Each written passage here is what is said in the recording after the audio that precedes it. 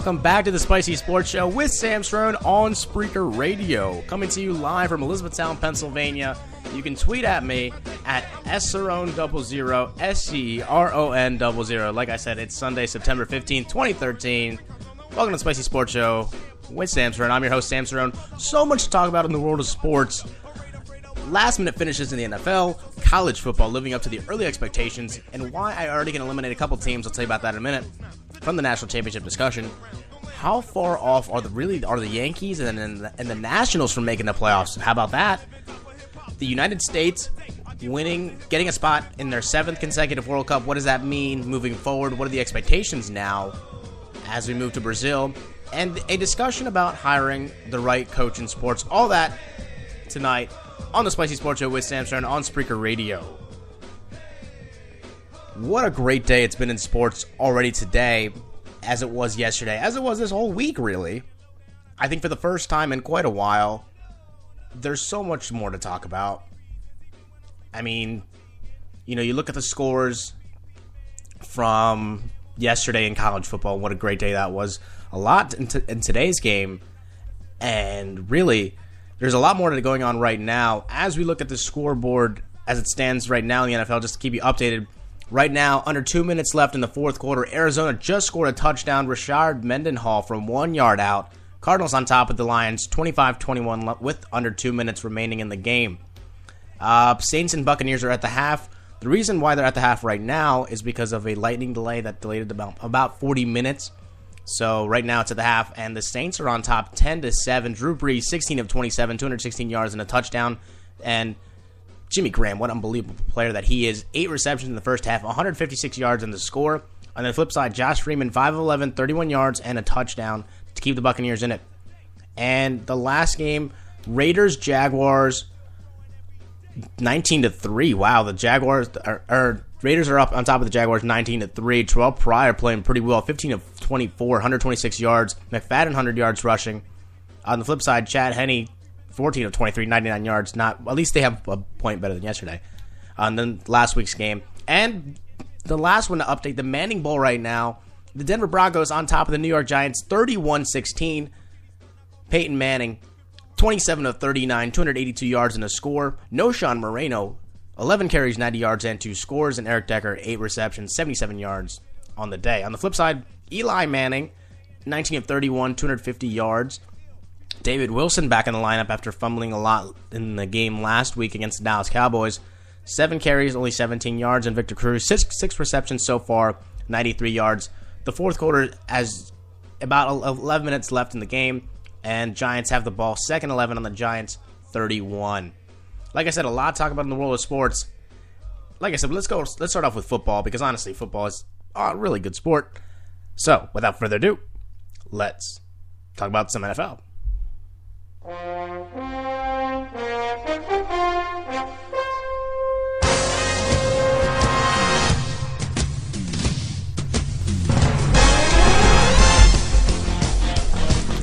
All right.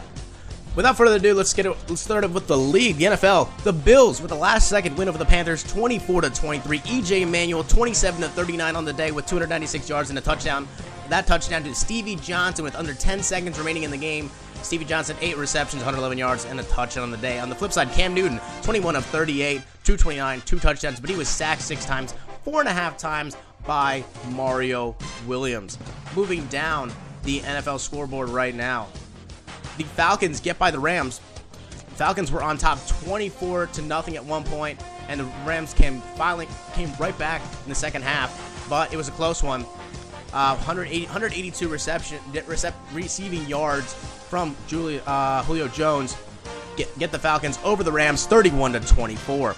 The Bears with the last-second win with under 10 seconds remaining on Cutler's touchdown to Marcellus Bennett, 31-30 over the Vikings.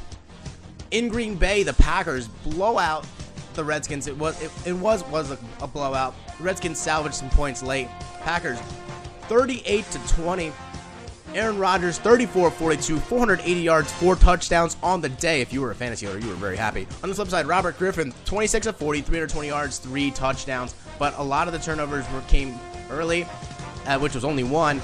But 580 yards of total offense for the Packers, including the first 100-yard rusher in 45 games. It's a really long time, folks. The Miami Dolphins get the win. 2-0 are the Dolphins right now as they defeat the Indianapolis Colts 24-20. Ryan Tannehill, 23 of 34, 319 yards, and a score on the day. Unbelievable play from Ryan Tannehill. On the flip side, Andrew Luck did not play bad at all.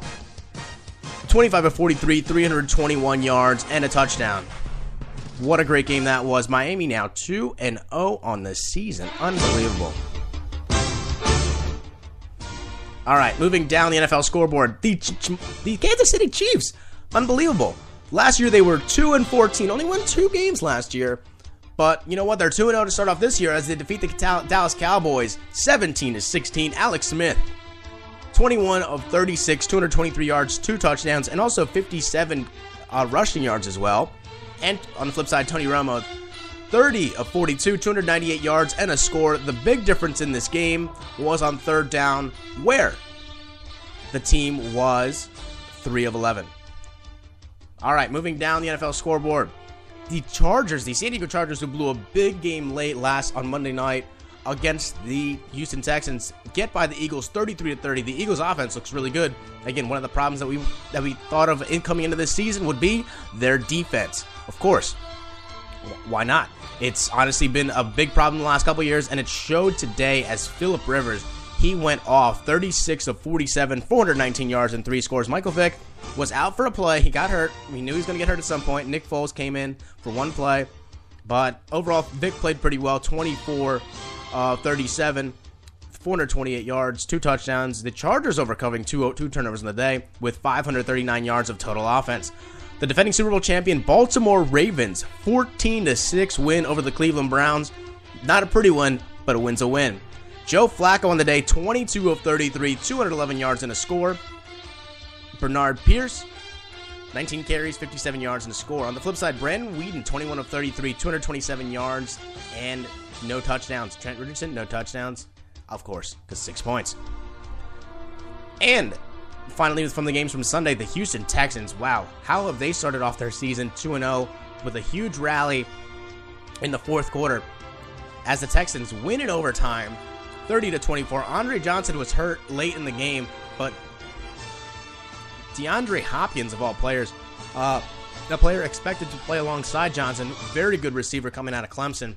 7 receptions, 117 yards, and the go-ahead touchdown to win the game for the Texans in overtime.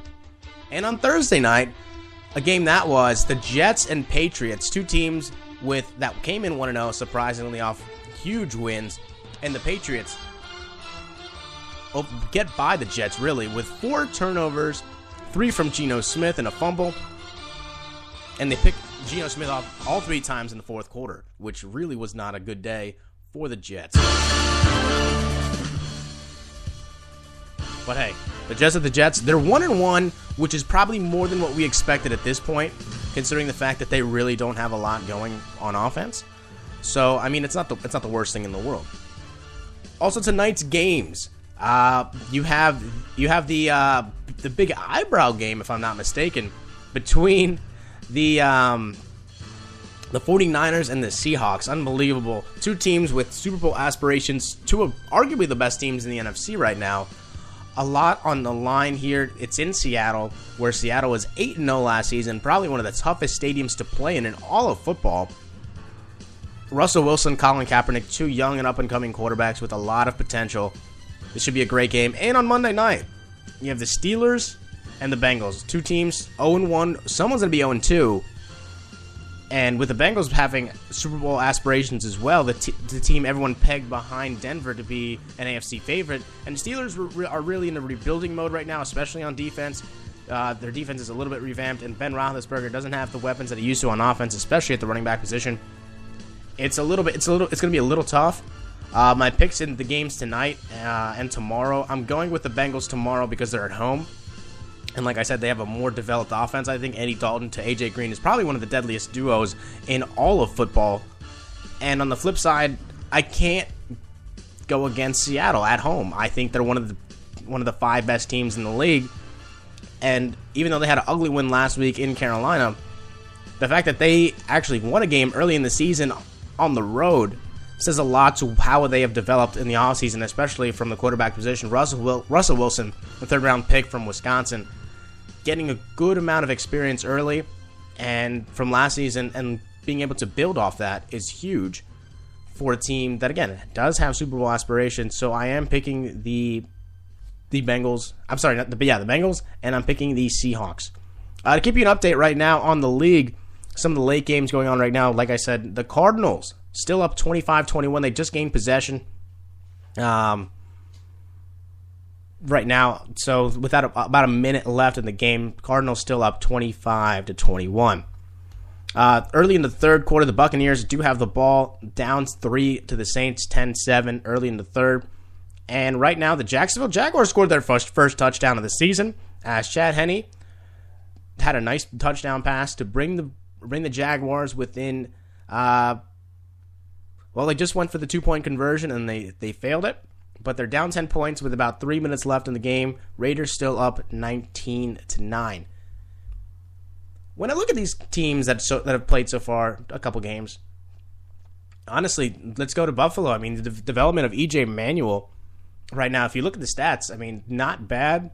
2 turnovers on the day, 1 interception and 1 fumble by E.J. Manuel, but the resiliency that he had and the faith that the other players had around him to rally around the rookie quarterback from Florida State to come back late, it says a lot about the organization, and it says a lot about the players, that they have a lot of faith in this guy, which is why they drafted him in the first round. And he was the only good quarterback drafted in the first round. And you saw a little bit of that with his mobility in the pocket and his ability to hit receivers in tight windows, which is really impressive. On the flip side for Cam Newton, it's been very disappointing after the first 2 games of his career where he just balled out, really, for 2+ 400-yard games. And it really hasn't panned out since. I mean, this is a season where really Cam Newton needs to get to the playoffs. Everyone picked them to get to the playoffs, at least in the second wild card, even though it is a tough division. I mean, the NFC South, you have a lot of tough divisions. You have a lot of tough teams in that division. You have the Saints, Bucks, and you have the Falcons, who are really good teams. And the Panthers dropping early wins on the road when they have them is a huge concern for the Panthers moving forward. Looking down other scores, I mean, the Falcons, they are the real deal, but one thing that does concern me is that defense that they did revamp in the offseason. They got a couple corners, and again, the secondary is a big issue. And Bradford played pretty well, 32-55, 352 yards, and 3 scores. And again, the Rams did turn over the ball, which was nice if you're a Falcons fan, because the secondary is a big improvement. But I mean, if you get out to a hot start like the Falcons did, you really have to make sure that you keep the pedals going. I mean, the game doesn't stop at halftime. For the Bears, 2-0 on the season. What an unbelievable start that is for a team that has had a new head coach and brought a CFL mindset to the NFL, which, again, most people think the CFL is just more of like a Texas Tech pass-happy offense where they just throw the ball around a lot. And Jay Cutler's been really efficient with it. I mean, 28 of 39, 290 yards and 3 scores. One of the big problems that they had was they had 4 turnovers in the day. That has to stop. If you want to win the game, normally when you turn over the ball 4 times, you don't win. But the Vikings turned it over 3 times, which is why they were in the game in the first place. For the Packers, 1-1 on the year. Huge win over the Redskins. The big concern from this game is Robert Griffin III really needed that preseason to develop a little more, and it really hasn't worked out for the Redskins so far. I mean, they've turned the ball over a couple times, and their defense is just awful right now. If you give up 580 yards of total offense, I don't know if it's the Green Bay Packers just better or the Redskins defense worse. But, I mean, Aaron Rodgers just looked amazing. He was just slinging the ball in tight spaces, moving out of the pocket. And Starks, the running back for the Packers, James Starks, 20 carries, 132 yards, and a touchdown. Like I mentioned, the first